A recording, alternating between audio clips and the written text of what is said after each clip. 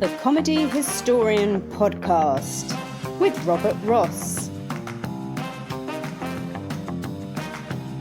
Welcome to Pies Across the Pond with Robert Ross and Nick Santamaria. In today's episode, they will be discussing Carry On Screaming and Abbott and Costello Meet Frankenstein.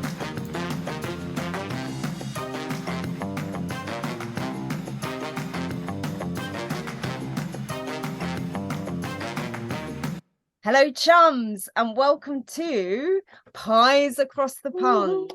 I am joined by Nick Santamaria, our transatlantic friend across the pond, How and you doing? Mr. Robert Ross. Hello. And today we're going to be talking about Abbott and Costello Meet Frankenstein and Carry On Screaming. So Nick's going to kick us off. Tell us, let's just put it into context about Abbott and Costello, where this film started, why it came about. Go for it. Interesting time in their careers. Up to this point, they were really the biggest comedy draws in America at that time. From 1941 up until about 1944-45, where it started slipping. The formula started slipping. They tried some experimental things where they split up the team, but that didn't work either. The audience kind of stayed away from that, and they needed something. They needed something different, and it was actually producer Robert Arthur who came up with the idea of taking the now dormant Universal monsters that were such a boon to Universal Studios from 1931 up until 1945. They weren't using them at all. And they thought, hey, why not combine the two and create something completely different? Now, it's quite famous that Lou Costello hated the idea. My theory is that it sort of took away from the team, basically. It might have been an ego thing, let's face it, the monsters were stars. They were stars of their films. Bud and Lou were stars of their films. Lou would have had to share the screen with stars. So I think that was his main issue with the film, because the script was wonderful. It was quite wonderful. He changed his mind at the preview when his mother approached him and said, that's the best thing you ever did. So basically, this reignited them at the box office, and they were #1 again.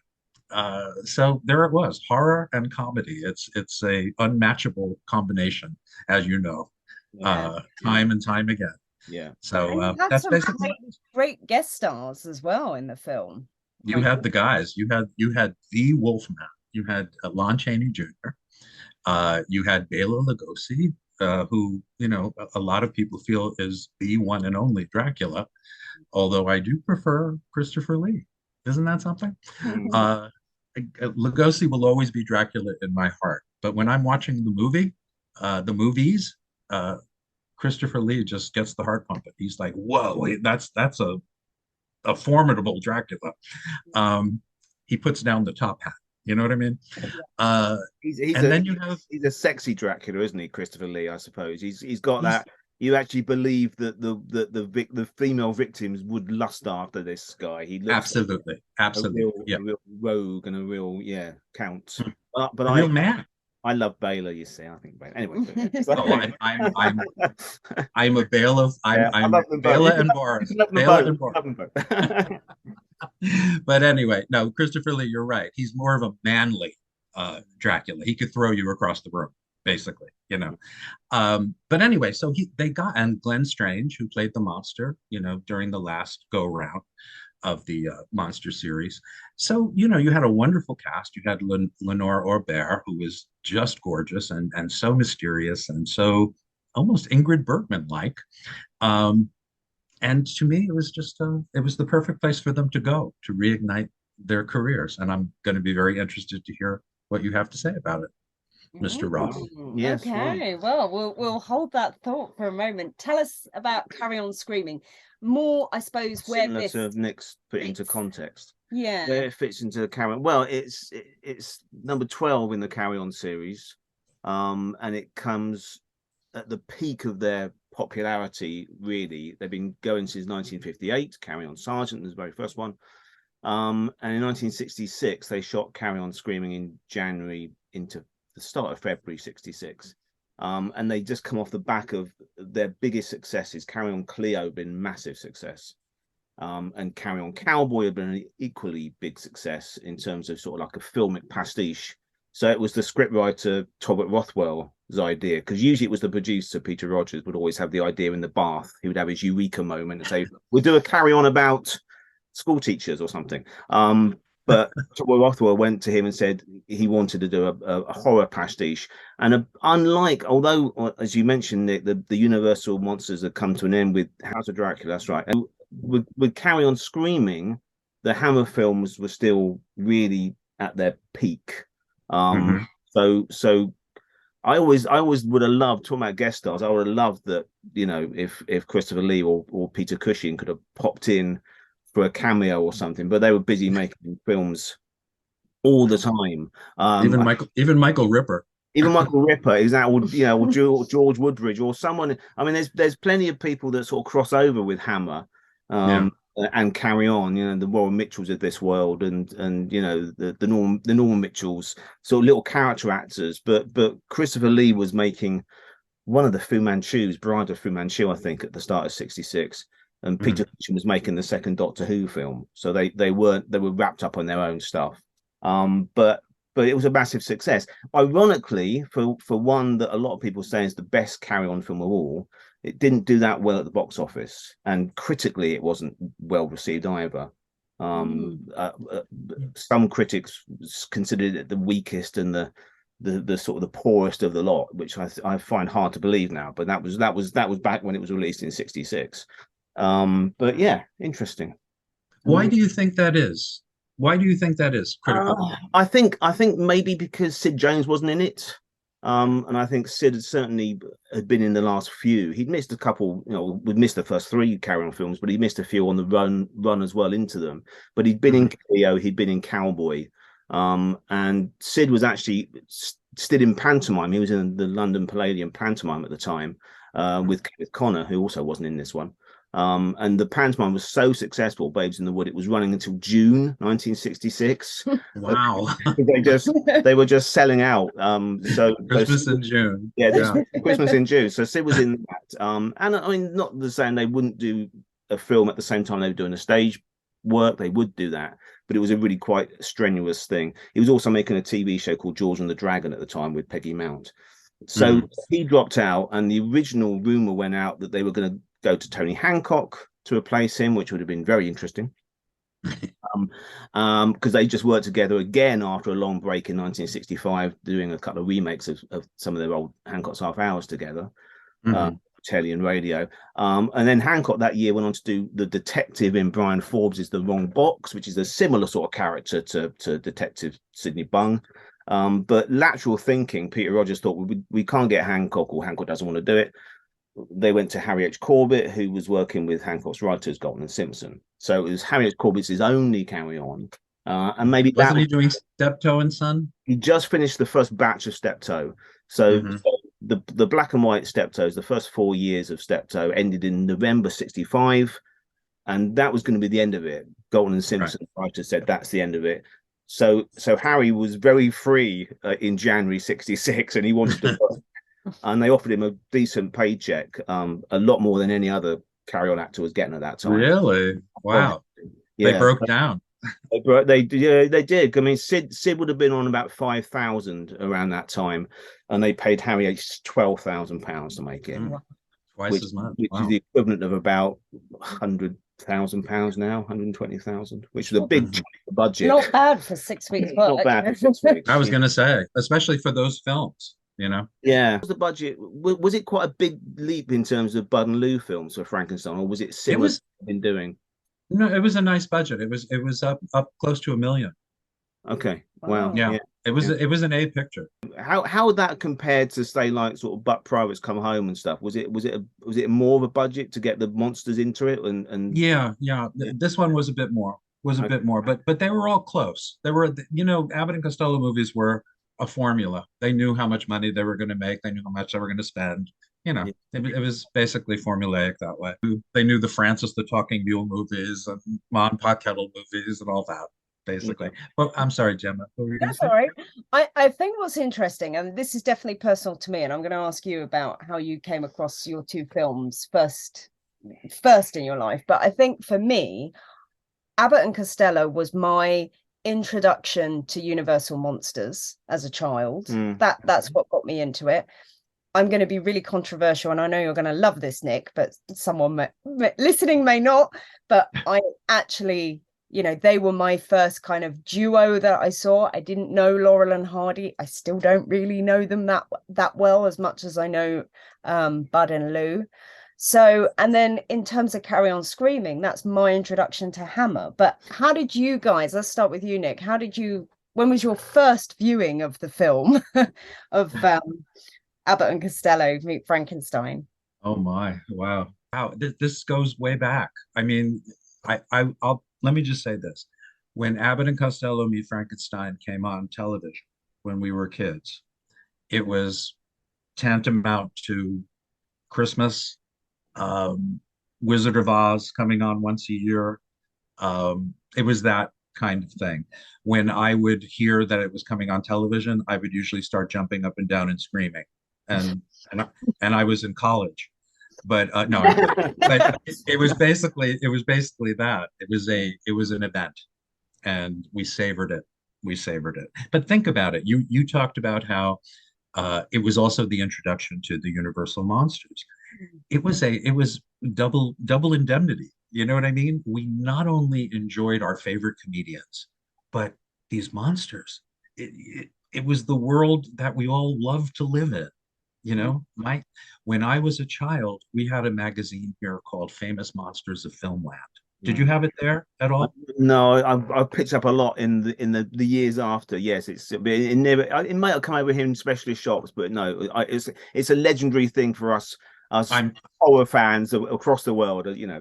Oh, it was nirvana. It was bliss. And I would wait every Thursday of the third Thursday of every month at our local candy store for the next issue. And Robert, it was Lugosi, it was Karloff, it was Vincent Price, it was Lee, it was Cushing, it was bliss, it was heaven. So Abbott and Costello Meet Frankenstein introduced us to that, and that opened up a whole world. So not only comedy, but the horror as well. We had a journalist, a writer who sadly just passed away a few weeks ago, actually, Alan Huh. Franks, who wrote a lot of heavily illustrated horror books. One just called Horror Films, which I just devoured. It was mainly pictures with a little bit of a sort of what this was, and I was just seeing these things for the first time. Like, God, I need to see this, and I need to see. But a bit like you, Jim, I think for British kids for the last sort of 50, 60 odd years on television, it's been a rusty old key to unlock that universal vault, the Bud and Lou films particularly, because they would run them on Saturday morning TV over here. Yeah.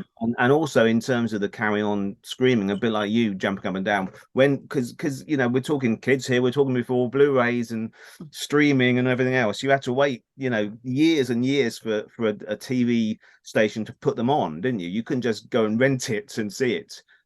These things were really inaccessible. So when you saw Carry On Screaming or Carry On anything, BBC Two at 6 o'clock or something, it was a major event. I mean, Yeah. there was a, and this is the baton being passed on to other comedians and comedy writers.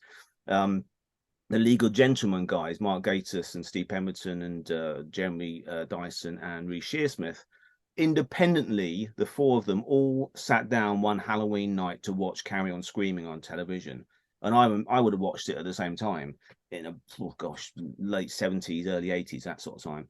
And Mhm. and that they have gone on to create this whole sort of universe, for want of a better phrase, of horror comedy, pretty much in celebration of Carry On Screaming and its ilk. But I think the important thing with Bud and Lou is, as you mentioned earlier, they really treat the horror actors with huge respect, don't they? I know Lon Chaney Jr. went on record as saying that Bud and Lou killed the horror movie, which I read your article in the book, your chapter in the book about it, and I agree with you. They really didn't at all.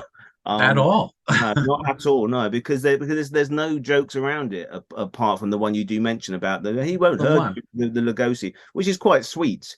It is a sweet joke. It's Dracula treating the monster like a child, really. Yeah. And it's almost like the blueprint, that film, Bud and Lou Meet Frankenstein, for all the other sort of monster compendiums that came, be it the Monster Squad or be it Van Helsing or whatever. It's always the Count that seems to be the leader, isn't it? Yes. He's one that he's the head monster, really. Yeah.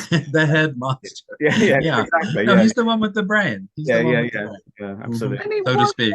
Yes. Nick, one of the first sort of comedy horror films, because I'm just thinking of dates, because obviously Carry On Screaming, we're looking at 20 plus years later. 18, only 18. 18, sorry. No, go on. There were quite a few before that, but yeah. Well, you think about it. Most comedy before that has been, horror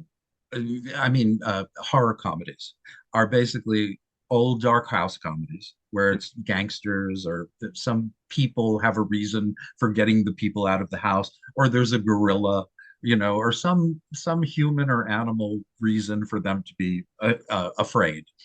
Very seldom were they monsters, So Abbott and Costello sort of opened up that entire world, including The Invisible Man, Dr. Jekyll and Mr. Hyde, The Mummy. I mean, all of those films, for better or worse, opened up that whole world for comedy for the Carry On crew to make Carry On Screaming. Absolutely, yeah. I mean, and you had the Bob Hope, but as you say, there's a real ghost in the Ghost Breakers, but it is usually gangsters, or there's a hidden treasure in the house and they want to get Bob and Paulette Goddard out of their place and all that sort of thing. There's always a human factor in there somewhere. Exactly. My question to you then, Rob, is where does this sit? Where does Carry On Screaming sit in terms of British movies doing comedy horror? Because there are other comedy horrors, and we celebrate it now. But as you mentioned, it wasn't that loved. There hadn't been that many pastiches as such. I mean, they're just at the end of the Second World War, 1945, Noel Coward's Blythe Spirit, which takes death as a joke in a way, but it's not really a horror film as such. It's a sophisticated comedy of domestic manners, really, but it's got ghosts in it. Right, it's got that otherworldly thing. Yeah. But it's sort of set in a wonderful sort of mystical sort of English countryside sort of thing. But actually sending up, I mean, we'd had the Ghosts of St. Michael's, which was the Will Hay film, which ironically Charles Hawtrey was in. 25 years earlier than Carry On Screaming. He's barely in Carry On Screaming, I know, but he leaves a fantastic sort of mark in that film. But again, that was fifth columnists and Nazis, and there wasn't a real horror element in there in the Will Hay film. But the thing with the Carry Ons is that unlike Bud and Lou, who were playing, although they're Wilbur and Chuck, they're Bud and Lou, really, aren't they? Yeah. But in everything they do, whereas the Carry On team, they were a bunch of actors that happened to work together on a regular basis, be it in the Carry Ons, be it on radio shows or stage shows or whatever. And I think it's unlike Bud and Lou, they couldn't say if they didn't want to do it, they'd be recast. Right. they Who's available? Yeah, they could, and they indeed did make a carry on films without Kenneth Williams or Joan Sims or whoever. So if Kenneth Williams had turned around and said, I'm not doing a comedy horror film, they would have bet your bottom dollar cast Frankie Howard or somebody, Oh yeah. So what's interesting, I think, is that I could see Bud and Lou in the role of Sergeant Bung and Slowbottom. Peter Butterworth. Right. Well, let me just say by way of introduction that I'm not. When I came into this, I had only seen, I think, two Carry On films. One was the Rumpo Kid, was Carry On Cowboy. Yeah. And I actually saw Carry On Screaming about 25 years ago and did not remember much about it because it was really, I saw it on the fly, it was sort of like, I saw it once. Anyway, So here are my observations. I found it very interesting that the facade of Pinewood Studios looks a bit like Chaplin Studios in Hollywood. That English Tudor. It's really charming. Mm. Um, and I was going to say that the the song I just fell in love with. That the fact that the scream was a percussive instrument Yeah, yeah. in the song just totally killed me, so to What speak. gets me sometimes, I think it's Kenneth Williams and Harriet Corbett. You can hardly read their name because it's on the screen, isn't it? It's like they're so juddery. So similarities between Abbott and Costello and the thing. Carry On Sergeant sounds like Buck Private, Mm. We were having this basically. conversation the Yeah. other night. Yeah, absolutely. Yeah, You there are know, parallels. Yeah, absolutely. Yeah. yeah, same kind of thing. Um, let's see, Bob Monkhouse. I have to see that one because I'm a Monkhouse fan, and I'd really like to see that one. Um, I'm just going through the cast and the fact that he cut the films in the camera like John Ford. John Ford did the same thing. Yeah. So there's a similarity. Yeah. Well, Gerald Thomas was an editor. Yeah. So I mean, and talking about Carry On Sergeant, I mean, I get looks when we do our Carry On show now, but the older I get, the more I think Carry On Sergeant is probably the best one of all. I agree. It's Really? it's such, you can understand why they made a second one, basically. It's so there's not an ounce of fat on it. It's so well made and it's so Sounds good. like one I would like. And when you compare it to other British comedy films of that period, the sort of mid to late 50s, it's so much slicker and ruder, and you can understand why the audience thought, my God, this is great, you know. Yeah. It was number 3 box office hit for 1958, I behind have that. The Choir and Dunkirk. So it's a lovely, I love it. And it's, yeah, it's the only one that Bob Monkhouse did, the only one that William Hartnell did, but yeah, it's definitely a Carry On film straight away. I have to check it out. I have to check it out. Okay, so I think that the film suffers without Sid James. I mean, Harry Corbett is fine, just a little too over the top for me at times. Sometimes his eyes look like they were going to fall out of his head. You know, I mean, but I'll tell you the truth. Again, going back to influences that I noticed from the people I know from British film, I'm a big Will Hay fan. And the Sergeant and Slow Bottom? Slow Bottom, yeah. And Jim Dale reminded me of Will Hay, Graham Moffat, and Moore Marriott. Yeah. Very reminiscent. Yeah, yeah. And it was welcome. It was a very welcome thing. You know, they worked very well together. Absolutely. Yeah. Uh-huh. Absolutely. Well, the writer Torrot Rothwell had not worked with Will Hay, but he'd worked with a lot of the greats of that era, like Arthur Askey and the Crazy Gang and those sort of people. So he knew his onions in terms of that sort of comedy tradition. And you see that in all the carry-ons. There's loads of references to not just past comedy, but just past films. He was a real film buff, the writer, Torrot Rothwell. And also Gerald Thomas, who made them all, was a real filmite, cinephile. So yeah, it's interesting that, yeah. Well, and you can see it in this film. A little bit of Bud and Lou in there as well, about, you know, hereabouts, thereabouts, Dr. Watt, police officers, all that, all layabouts, Dr. Watt, exactly, and all that. Doctor Who, he was my uncle or was, and all that business. Yeah, exactly. And what about where is it? Full foul feet smell something horrible. Yeah. Now that took me completely by surprise. First of all, also the film looks like a Hammer film. So kudos to them. Seriously, you look up and you think you're watching a Hammer film. Before I forget, Slow Bottom also reminded me of Rob Wilton. So amazing. Also, when they were walking around the outdoors, you heard the hardwood floor under the grass. Oh, that's probably your Blu-ray copy being sort of high, you know. There's a problem watching things on too much high definition, isn't it? You can hear all the you see the wigs, yeah, you know, you see all the things. Yeah, absolutely. Two stolen gags. Bob Hope's Bob, no, there were more. These are the only ones I'm bringing up. Okay. Kissing when Valeria kisses the monster and his shoes go up. Yeah. Bob Hope from Road to Morocco. Yeah. And there was something else. Where was it that I was going to mention? You know what? It really doesn't matter. Dan, the gardening man. Mhm. Now, this fascinated me because they only brought up the fact that his name was Dan to get that Dan, the gardening man line in. Why? It's not funny. It But it's rhymes. also because Dan is the laboratory man, because Dan is one of many euphemisms for what you produce in a bathroom.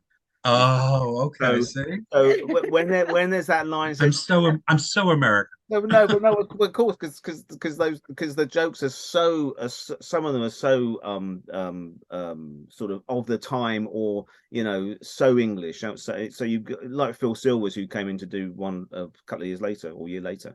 I'll follow that camel. Yeah, he got it all. He understood British humor because he was a real Anglophile. But no, there's some of the jokes that are really one of my favorite sort of jokes that no one ever gets now, or references, is Sergeant Bung, because there was a I TV was show. going to ask you about that. Yeah. Well, there was Sergeant Bung. The only he's called Sydney Bung because, as you say, it was written for Sid James, so he's Sydney. Right. But Sergeant Bung, there was a very popular television show in England at the time, early '60s through to the mid '60s, called Sergeant Cork, which was a Victorian crime detective thing. And Cork is a bung, right? So Sergeant Bung is just a pastiche of Sergeant Cork. There's like there's Wait, when you say cock is a bum, well, We say bung it in, bung, don't we? a cork in a bottle is sometimes oh, called okay. a bung. So it's a bung. You bung it in, yeah, but it's a bung to stop things from coming out. So Oh, okay. That's a so word we're not yeah, familiar with. so bung is just I'm another not word. either. Bung is just another word for cork. Okay. So when audiences sat and watched that in 1966, they would get the cork bung connection, Right.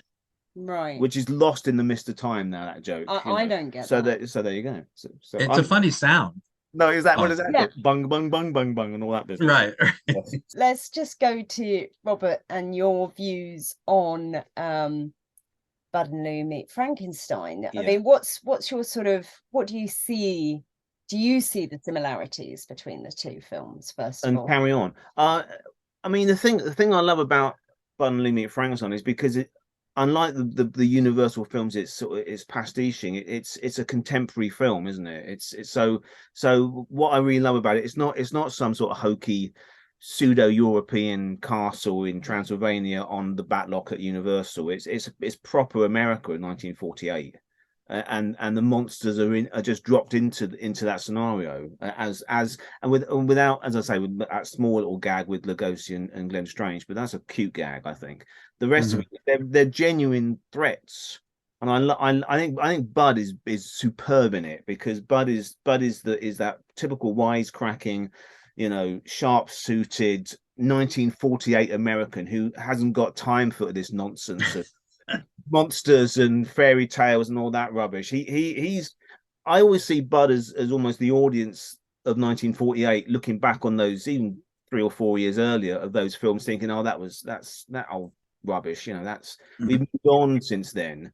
They've got out of a war since the tail end of those Universal horrors, and it's a new America now of sort of appliances and all that. Whereas Lou is the kid in us who's still Yeah. from the dark and Right. believes in monsters. And I think that's the secret of it. That's why it works so well, I think. I also, if I can interrupt for one Yeah, second, yeah. I also love that it's Bud that has to make the change in this film.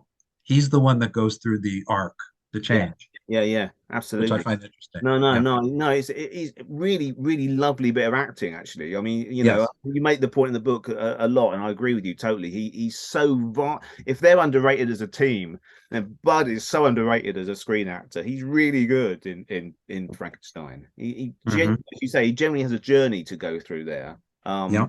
And no, I think it's I know it won your book's poll as number one film. I think it was my second choice. I think I put Hold That Ghost top, but that's a Mhm.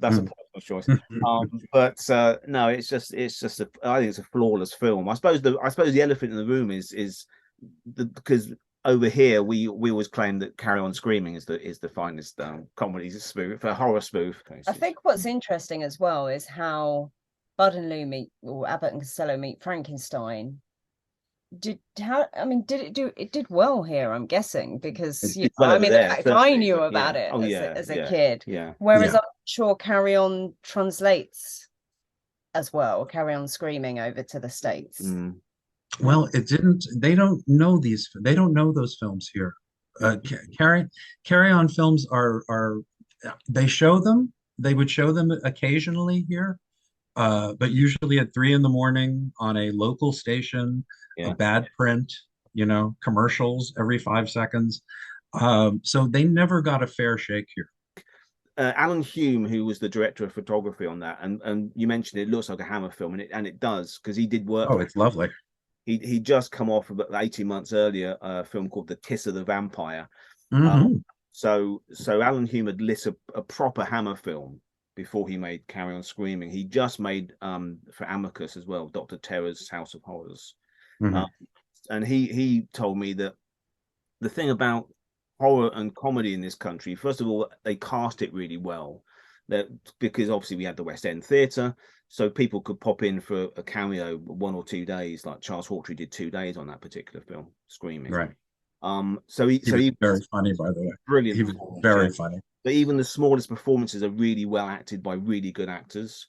And secondly, he said that, doing the Amicus film, Peter Cushing and Christopher Lee never sent up the horror. And he said on the Carry On, you never got Kenneth Williams. So, this is garbage or whatever. They took it so seriously and really, played those horrific laughs genuinely. And I mean, when I watched it when I was a kid, being genuinely frightened of Carry On Screaming. No, I don't blame you.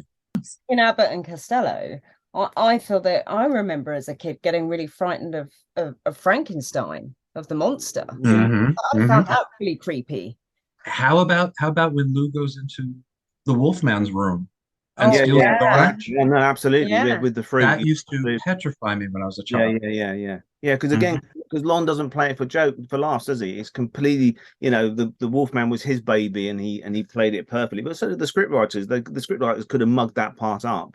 Sure. And Lon hadn't made a film for a while. He was doing theatre, wasn't he? I mean, none of them had made. I mean, I think Baylor had not made a film since Scared to Death a couple of years before. Yeah. He was.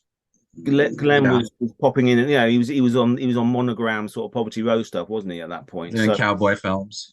Doing cowboy films. So he'd done The Monster twice 3 or 4 years earlier. So I mean, but they weren't at the top of their game in terms of career, but they were working actors. So I imagine Lon would have said yes, if they had made him send up the Wolfman, but he might have had integrity. I don't know, but well, interestingly, maybe we could talk about this, because you come at this both from 2 different worlds, if you like. You've got your historian hat on here, and I know Nick, you have as well, but you also bring the performance in as being an actor. I mean, how do the scripts? I'll start with you. How does the script of Abbott and Costello Meet Frankenstein stand up for you as a historian? Oh gosh, well, as a comedy film, it's a brilliant film. I mean, but like I say, in terms of knowledge of the form those 2 guys were aping, and writing to the strengths of those 2 star comedians. But like I mentioned before, it was an Abbott Costello film, whereas Carry On could have been cast with anybody. There was always a list of 10, 12 actors that they would go to, first choices. Right. But, they lost Sid James, so they brought Harry H in. Charles Hawtrey almost didn't do it because there was an actor called Sidney Bromley who'd been in the previous Carry On Cowboy as the rancher, Sam Houston, the big bushy bearded guy. And Sidney Bromley pops up in some horror films at the time, like Night of the Big Heat, and he's also one of the hobos, one of the tramps that the Wolfman kills in American Werewolf in London, John Land, which ties in with your book as well. Right. So it's all a web, isn't it, of things? So all those actors, and so the Carry On guys were just a bunch of actors that were given the line. Big ensemble. A big ensemble, exactly. But I mean, but both scripts are really brilliant, and and I say not done at. There's not an ounce of malice in either of them. They're done with such care and love and affection, and that's why they Right. last. I think that's why all these films, you know, particularly the Bud and Lou's and the Carry-Ons across the pond here, they're franchises that really do still live and breathe and gain new fans every year. I mean, they do. Going back to you then, the performance side as a performer, looking at these two films, what who would you play? Who would I play? Yeah. Oh my goodness. Of course, I'd play Wilbur, of course. You see, that's Yeah. a perfect example of that exchange though, because Lon plays it. You don't understand. Every night I turn into a wall. He plays it so beautifully, doesn't he, Lon? Absolutely There's not, straight. there's not a crack of a glint of a spark in his eye or anything. He's not mugging it at all. And And Lou, if there was, he would have yeah, blown it. He would killed, have blown it killed if the there guy. was. Yeah, absolutely. Uh, Yeah. But as far as, let's talk about Carry On. I am totally captivated with Kenneth Williams. Kenneth Williams to me is so brilliant, so funny. I wrote here, in fact, it's highlighted here. He gets away with murder. He takes lines that would die in another person's mouth, coming out of another person's mouth, and he makes everything work. He's just incredible. His delivery. Well, first of all, I love him on Hancock. I love just watching him being interviewed. Well, I love him. Charles Hawtrey is a riot, but in smaller doses than Kenneth Williams, if you know what I mean. Sid he's just a treasure. That laugh he does is just so filthy. It's just wonderful. I love that. As a Gemma, as a performer, it's very easy for me, especially when I watch live television from like the 50s or the 60s. It's very easy for me to see in their eyes what they're thinking, whether they're connecting or not and all that stuff. It's very easy. And I see what you mean about that with the Carry On films as well. There was something I was going to mention. At the very end of the film, Kenneth Williams is thrown into his own House of Wax type vat of whatever it is. Yes. And he says, I'm frying tonight. Frying tonight. What does that mean? I was so ready to laugh, and I went, huh? It's so funny because that is such an iconic phrase here. We got t-shirts with frying tonight on it, and that sort of. What does it mean? Well, I'll tell you what it means. But no, because also before we go into that, you mentioned the House of Wax because Gerald Thomas, the director of all the Carry-Ons, but obviously this one as well. If you run the originator of House of Wax, the Mystery of the Wax Museum, the Fay Ray, Lon Atwell, alongside that scene when he's in the vats, it's almost shot for shot how Lon Atwell does his sort of mad dummies and things. It's literally shot for shot. So Michael Curtiz is been channeled by Gerald Thomas. But Frying Tonight, because don't forget, all these people were sort of war veterans. They'd all sort of fought in some capacity in the Second World War. Tolly Rothwell, born in 1916, so he lived through the war. During rationing in the mid 40s into the late 40s, Friday night here. Because fish was so scarce because of rationing, if your local fish and chippery had cod on that night, they would put a sign out saying frying tonight. So everybody would, oh my God, we can get fish and chips tonight, for a real rare treat. So frying tonight was a positive thing. I'm laughing at the gag now. So it was basically Kenneth Williams is a human piece of codfish going into the batter. That's what it is. It's very funny. but it's catching up with the movie. But in the performance of it is so good, isn't it? He's hilarious. He's just hilarious. I love it. But okay, talking about the end of films, then we can't not mention Abbott Costello meet Frankenstein. They meet before they really meet in the full film. They meet the Invisible Man, don't they? At the end. Yeah. Vincent Price. Of all people. What a great cameo. I mean, well, let's put it this way. We had the guy who played Dracula, we had the guy who played the Wolfman, the guy who played the monster, and now we have the guy who played the Invisible Man in the first sequel. He had, yeah, played This Man Returns. I Yeah, was going to ask Nick, did any of them not want to do it, or were they all up for it? Oh no, I think they were all very up for it at this point. This was a big movie at the time. and And they were, like Robert said, they were not making big movies, no. you know. But yeah, Uh, but I'm sure I read somewhere, or maybe I heard it on the commentary or something, that because Lugosi's agent was desperate to get him the part because he only played Dracula once prior to that on film. He played it on stage, but he played it in Dracula, the 1930 mhm. Browning, and he didn't play it again. He played variations on a theme, Mark of the Vampire and Return of the Vampire and all that. Return of the yeah. Played Dracula for only the second time, but of course it was John Carradine, wasn't it? It was in House of Frankenstein and House of Dracula. So Yeah. was Carradine approached? I don't know if that's Actually, this is all apocryphal. yeah. It's all apocryphal. Lugosi was the first one considered, Was he and really? Lugosi was signed quickly, Yeah, a lot more quickly than you think. So interesting. this was all. There was a guy named Don Marlowe who was handling Lugosi for a while, and he was a real huckster, a real trickster. Yeah. He for a while he was passing himself off as one of the original our gang members, Porky or whatever. Right. He was a real jerk, and he spread this story to make himself look like the hero Right. who got Lugosi the part. So no, don't believe it. Don't believe any of it. So when did he go to Monogram then? Was that 43? Was it around that time or Even earlier. No, yeah, no, he was there. He was there in yeah. 40. So I'm wondering why no one just laterally thought we'll get Carradine in. I'm of course I'm glad they got Lugosi because he's the only man for the part. But just purely thinking in terms of let's get the guys back who did it the last time. Well, let's think about Carradine where he was in 48. He Yeah. was not making that many movies. If you can think about movies in 1948 and you can think about Carradine, I can't think of any, to be honest. And he was trying to start his own Shakespeare company at this point. So Yeah. I don't think he was that interested at this point. He might have even been in New York doing theater It didn't around this last long. Fast track 30 years, he was doing vampire hookers and all sorts of things. year. Yes. He was doing anything that was offered. Exactly, yeah. But fascinating. Yeah, interesting. Yeah. Actually, I Yeah. just pick up. I'm just looking at your book. I wanted to ask you a question about this, and this Oh, you're the one. Yeah. is the difference between these two films.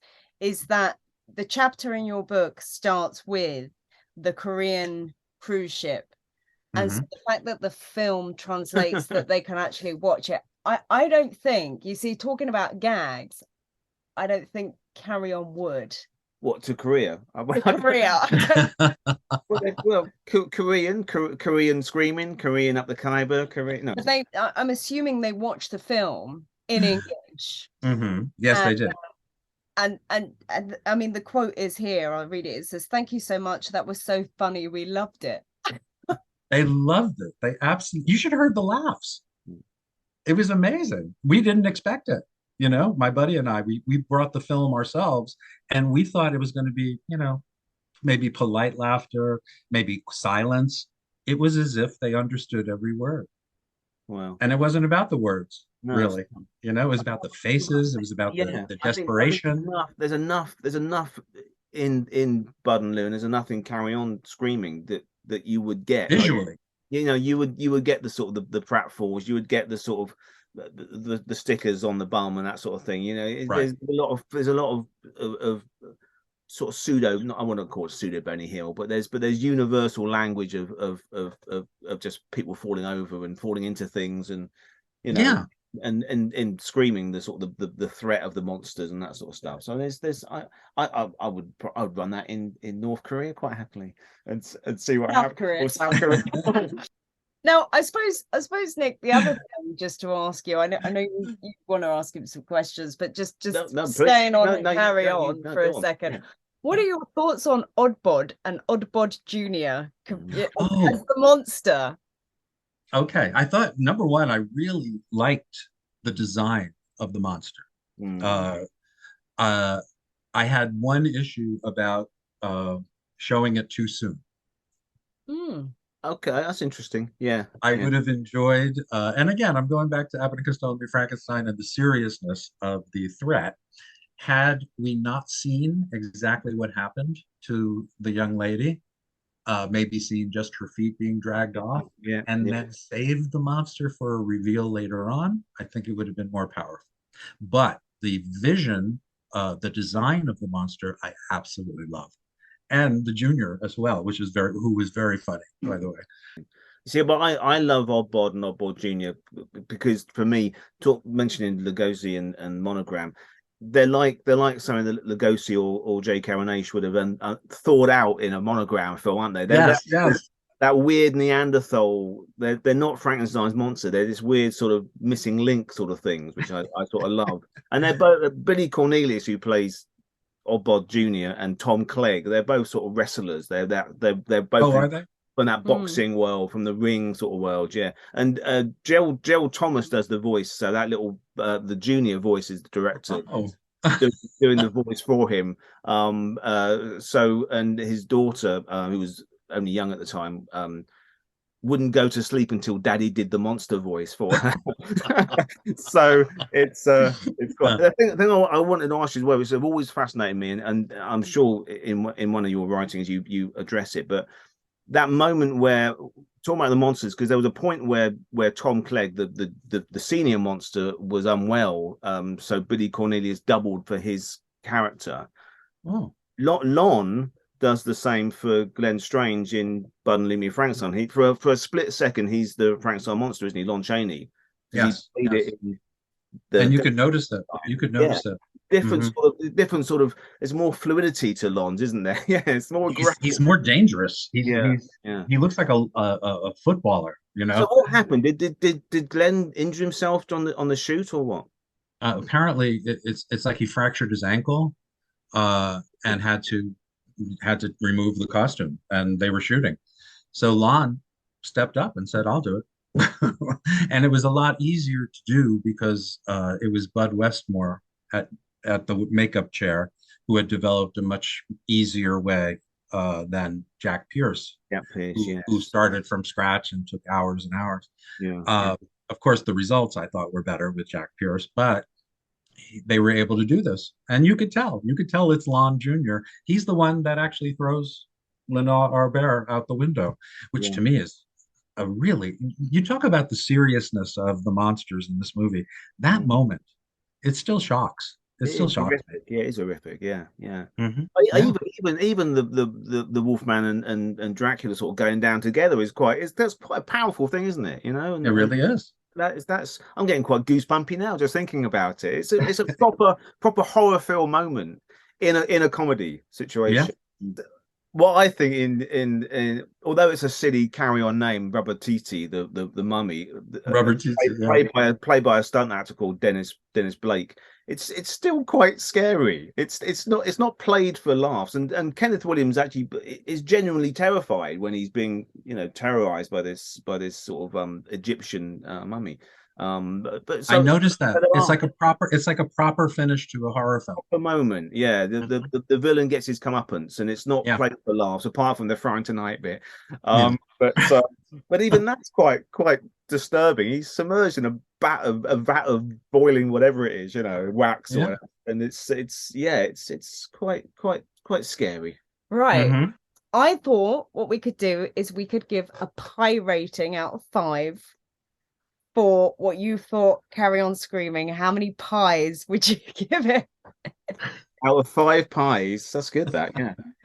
5, so out of a 5 pie rating? Yes. Yeah. Okay. Oh, that's interesting. 5 being the best. I would give it 3.5 pies. Oh, any particular flavor pie? That's a thing, though. But no. It would be a favorite pie of mine. It would be a blueberry pie. Blueberry pie. There we go. Mm-hmm. Yeah, it reads well in color. Hold on. If I Carry On Screaming? No. Oh no. You mean if I'm rating Abbott and Costello Meet Frankenstein out of 5 pies? Oh come on. Come on. It's 5 of the best custard pies going, isn't it? I mean, no. Absolutely. It's. For me, it's one of the actual gems of comedy cinema, regardless of American cinema. I agree. I have to agree. One of my always been one of my all-time favorite comedy films. So it's a definite 5 from me. So thank you everyone for listening. You've been listening to Nick Santa Maria here, and I just want to thank you both for putting up with me and my American crudeness, and coming from the ugly American. And I want to tell everyone that we expect to do this on a monthly basis. And please suggest films for us to watch and review. American films for my British friend, and British films for your American cousin. Talking about crude and rude, I was a person that's been talking about Dan for the last.